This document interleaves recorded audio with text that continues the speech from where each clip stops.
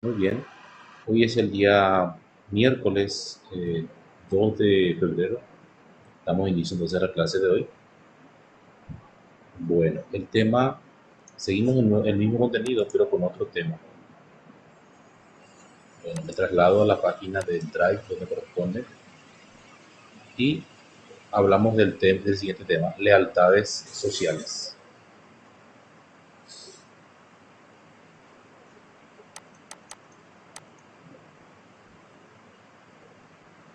Lealtades sociales, sí. Cuando uno pertenece a una comunidad o a una sociedad determinada, por cierto, hay distinción entre el término sociedad y el término comunidad. No toda sociedad es comunidad. Vamos a también entender eso. No hoy, pero bueno, puedo explicarlo fácilmente, ¿verdad? Para tener ya una idea. La sociedad, personas que cohabitan un mismo lugar, vamos a decir, ¿verdad? En una ciudad, eh, sociedad. Y comunidad, cuando esa sociedad aúna sus esfuerzos por un bien común. Comunidad, cuando las personas trabajan en pos al desarrollo de esa sociedad, aunados, unidos. Cuando hay unión, entonces hay comunidad. O sea, la distinción entre sociedad y comunidad. Bien, vamos a nuestro texto. Sí. El compromiso es un contrato entre dos partes, una institución, una persona o un grupo, una empresa y yo. O sea, yo me comprometo con esa empresa, con ese grupo, con otra persona o con una institución. Cuando me comprometo, empeño mi palabra y me hago responsable por el cumplimiento de unas metas comunes. Comprometerse implica, asimismo, un proceso bidimensional de crecimiento, de mi parte, y la otra que viene a ser el grupo o institución, para los acordantes. El compromiso implica respeto, cariño, perseverancia y amor por las cosas que realizamos. En la ética moderna, la norma intenta moldear el comportamiento natural, o sea, de una forma artificial el comportamiento natural, o sea, asumir esas normas de modo espontáneo. Eh, pero el compromiso, al igual que otros valores, son ideales que se aprenden en los primeros años de vida. Claro, los valores se aprenden en la casa, desde la casa y el colegio. Existen diferentes tipos de compromisos, sociales, familiares, religiosos y para consigo mismo, o sea, con nosotros mismos. Lealtad y compromiso son dos valores que se desarrollan al mismo tiempo. Leal significa ser digno de confianza. Cuando somos leales, somos fieles a ciertos principios e ideales. Defendemos ciertas ideas. Cuando somos leales, somos consecuentes con lo que pensamos, para evitar el doble discurso, decir una cosa y hacer otra. Es decir, nuestro comportamiento refleja aquello que creemos. Lealtad, libertad, compromiso, respeto, son valores está mal aquí, que se hallan interrelacionados. Una persona no comprometida no es digna de confianza. De la misma manera, una persona no leal es una persona no comprometida. La lealtad y el compromiso son valores que nos hacen creer como personas, que nos engrandecen y contribuyen con el mejoramiento de las relaciones sociales y las instituciones. Por eso es importante la lealtad de los miembros de una comunidad, de un grupo social, la lealtad de sus miembros, la identidad por un lado y por otro lado la lealtad, y como dice también el compromiso. Comprometerse con la familia, y esto ya es más que redundante decir que los miembros de una familia se comprometan con ella misma. La familia es el núcleo básico de la sociedad. Es el lugar donde el hombre aprende reglas y principios básicos de convivencia, muy básicos. Después sigue aprendiendo en el colegio, en la escuela.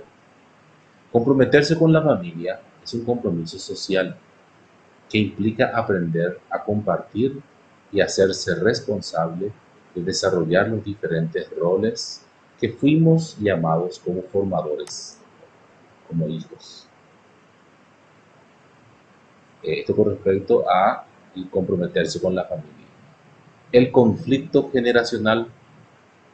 Entendemos por conflicto generacional a los conflictos que se tienen normalmente con las diferentes generaciones, principalmente entre padres e hijos. Es que cada uno pertenece a una generación distinta. Bueno, tal vez a la misma generación, pero podemos decir al grupo de personas de edad, de rango de edades, que ya tienen cambios dentro de la sociedad, no son la misma generación. El filósofo español José Ortega y Gasset sostiene que las generaciones se dividen a partir de 30 años. Entonces, en ese rango ya los padres e hijos conviven, más o menos, más o menos, eh, o ya en distintas generaciones. Casi siempre la principal causa es la diferencia de edad, porque algunos gustan de una cosa y otros de otra. Los padres de algo distinto que lo que los hijos. Como ejemplo, la música, las costumbres. De hecho, que hablando en un marco general son las mismas, pero cuando hablamos de generaciones hablamos de cosas distintas. Cada generación es inconmensurable con otra. O sea, no se puede medir, comprender una generación desde otra generación. Es que nunca vas a comprender, no sé, la ropa que utilizan tus hijos o tus nietos, porque son diferentes épocas.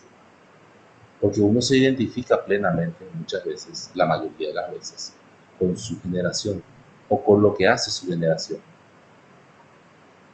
Este tema de la pandemia, y siempre ponemos como comparativo el tema de la pandemia, que ha cambiado mucho y que muchos no vivieron esto. Hoy recién les toca vivir ya siendo adultos, o tal vez, y en el peor de los casos, siendo niños. ¿Por qué digo en el peor de los casos? Porque los niños son seres de formación, necesitan el contacto con sus congéneres, con sus compañeros de clase, y eso no lo está logrando, no lo está haciendo ya desde hace como 2 años, y vamos a sumar otro, parece. Puede que ya no. A nivel universitario, sí, eso está decidido. Otra vez clases virtuales por este año. Pero esto ya ha perjudicado muchísimo a los niños que no convivieron con sus compañeritos de clase por 2 años. Algunos sí, pero la mayoría creo que no. ¿En qué sentido? En que la falta de adaptación social eh, va a ser una carencia para ellos, lastimosamente. No aprendieron a ser compañeros. No es lo mismo estar en la casa con sus padres dando clases que estar compartiendo la clase con sus compañeros de edad y con el profesor o profesora. Eso se ha perdido y ya no se va a recuperar. Puede que mejore en algo, pero podemos decir, es una un estrato que se ha perdido ya, que se ha perdido. Y eso repercute negativamente muchas veces en el crecimiento personal y social de esa persona. Ya no sabe cómo convivir con un ser de su edad. No es tan extremista como estoy diciendo yo, ¿verdad? Pero en algo perjudica. El niño que tenía que ya ser adolescente sigue siendo niño, por ejemplo. ¿En qué sentido? En su conducta, en su comportamiento. Porque el niño en casa y en la escuela se comporta de forma distinta. ¿Se dan cuenta? Y no se pudo comportar como niño o como adolescente en la escuela. Se tuvo que comportar como niño. En otras palabras, y ya me di cuenta de esto yo estando en las instituciones el año pasado, con los que iban las instituciones, es como que el adolescente es un poco aniñado, aniñado aún, no es adolescente, en su conducta, en su comportamiento.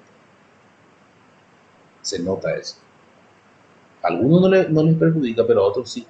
Esa falta de relacionamiento social que no tuvieron en este tiempo les ha perjudicado. Bueno, volvemos al punto de conflicto generacional. Este pensador que yo cité recién, por José Ortega y Gasset, habla mucho bueno, de hecho que escribió una obra dedicándole la rebelión de las masas, dedicándole justamente al conflicto generacional de las sociedades modernas. Pero que en todas sus obras siempre va mencionando esas generaciones y esas confrontaciones entre generaciones. De hecho, que esto no se le ve solamente en el ámbito de la sociología, sino también en el ámbito de la filosofía y también de las ciencias en sí, porque también se compara a esas generaciones como paradigmas científicos que se confrontan y que se van superando y que van mejorando a raíz justamente de ese crecimiento. ¿Y qué es un crecimiento? Esto se le denomina en ciencia y en filosofía historicidad, etapas de la historia de la ciencia y en este caso de las generaciones que se van sucediendo y al sucederle a uno, ¿eh? Pero hablamos de grupos, no hablamos de una persona, cuando una generación supera a la otra, se va desarrollando, va progresando, siempre en sentido progresivo y nunca retrocediendo. O sea, estas etapas ya no regresan. El concepto de historicidad en el sentido cientificista justamente es que cada etapa va superando a la otra y que estas ya nunca se repiten. También esto lo sostiene el epistemólogo norteamericano, eh, a ver,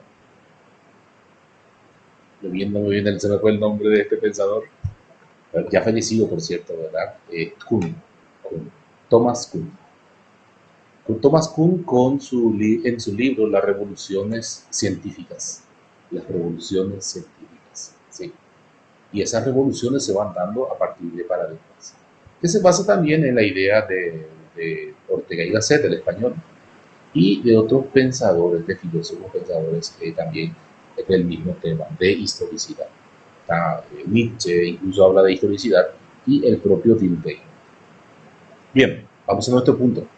Entonces, eh, una generación es conflictivo con la otra, ¿por qué? Porque son formas de ver, miren, uno ve la realidad a partir de su cultura y desde su generación. O sea, no es lo mismo que de lo que te va a decir tu abuelo o de lo que te va a decir tu mamá y de lo que vos mismo vas a ver. Es algo que le quieras creer a tu mamá, ¿verdad? Pero vas a decir, no, mi mamá entiende de una forma, yo entiendo de otra. Y sí, porque son las generaciones que se van sucediendo. Y lo interesante de la obra de Ortega y Gasset en La rebelión de las masas, él decía que había que comprender, y de hecho que es así, debe ser así. Hay que comprender uno su generación, no, no queriendo comprender la generación presente desde el paradigma de la generación pasada, sino que cada uno tratar de comprender su presente, su generación. Digo tratar porque muchas veces no se logra.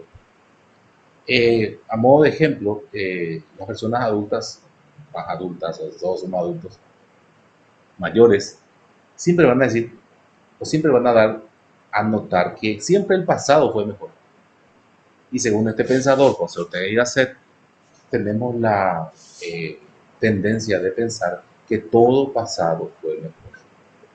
Ese famoso era feliz y no lo sabía, ¿verdad? En la época del electronismo, ¿verdad? Que cuántas veces se sostuvo esto, ¿verdad? Yo no comparto esa idea, por cierto, ¿verdad? No viví yo la dictadura así como muchos vivieron. No noté tanto, pero sí me di cuenta de que muchas personas sufrieron esa época. Bueno, y no puedo decir que fue mejor esa época que esta. Pero hay una tendencia, mira, se decía, se dormía mejor y todo ese tema, sí, podría ser, pero con temor, o sea, con el miedo de hablar. O sea, estaba prohibido pensar, prohibido hacer, prohibido sentir y expresar ese sentimiento. Bien, entonces tenemos una tendencia natural a pensar que todo pasado fue mejor. Pero eso es según la explicación de Ortega y Gasset, del pensador español, que dice que nosotros comprendemos, o sea, por la falta de comprensión de nuestra realidad, de nuestra generación, entonces queremos pensar que el pasado fue. Y él dice, y ahí dice la frase contundente de este pensador, quien no comprende su pasado, no comprende su presente, y mucho menos va a proyectarse hacia el futuro. El pasado ya es pasado, pero igual hay que comprender el pasado, pero como pasado, no como presente. Y el presente como tal, para proyectarnos hacia el futuro. Dice, y todo esto que estaba yo diciendo a modo teórico, ¿verdad? También se entiende como lo que está diciendo aquí mismo, ¿verdad? Dice, casi siempre la principal causa es la diferencia de edad. El adolescente manifiesta la necesidad de afirmar su propia personalidad. Y esta afirmación se produce negando los valores y a la personalidad de los adultos. Rechaza el pasado. Y el adulto solamente conoce el pasado y no quiere comprender el presente. Quiere adecuar el presente como el pasado y eso no se puede. Desde todo punto de vista, miren, en el pasado la mujer tenía que callar, por ejemplo. Hoy en día ya no ocurre eso. La mujer tiene el mismo derecho que el varón, por ejemplo. Y si queremos medir todavía el pasado, perdón, el presente, como el pasado reciente del Paraguay, pues, se puede o no se debe. Y ahí vienen los conflictos generacionales. Y ahí vienen las explicaciones de la violencia en contra de la mujer y los feminicidios. Entonces, en cierta manera, es un proceso natural, tiene que decir aquí, natura, dice, de maduración en hacerse adulto. El mismo adolescente consigo mismo es conflictuarse consigo mismo, ¿verdad? Y también después de repente volverse adulto. Y al volverse adulto, ya volverse reticente a los cambios. Ya no les gustan los cambios. Se conforma con el status quo, o sea, como es su presente. Y otra vez se opone a los nuevos adolescentes, cuando esto ya es adulto. Negar los gustos, las opiniones, las normas morales, por ejemplo. Esa oposición, o podemos llamarle esa rebeldía. Bien, tenemos otros temas aquí. Condicionantes sociales, vamos a leer todo esto. Bueno, el condicionamiento, ¿qué es condicionamiento? Hay una contraposición entre condicionamiento y determinismo. Condición, determinación. El condicionamiento no niega la libertad de algo, solamente le condiciona. Te dice tu mamá, te dice te vas a ir a la fiesta, pero vas a llevar a fulano. No, el vocablo. No sé si ahora ya se da de esa forma. Nada de si ustedes si se da o no de esa forma. Pero antes si alguien quería irse a la fiesta, si era mujer, por ejemplo, tenía que llevarle a su hermanito, como su boca. Hoy en día no sé cómo es. O si se va nomás ya, o no se va directamente, ¿verdad?, a la fiesta. Antes lo máximo era irse a la fiesta, ahora no sé. Bueno, el condicionamiento social es algo muy cotidiano. El condicionamiento es condición nomás, pero no es determinación. O sea, no se te coarta la libertad. Es algo muy cotidiano que está presente en todo. Existe desde hace años en todas las sociedades.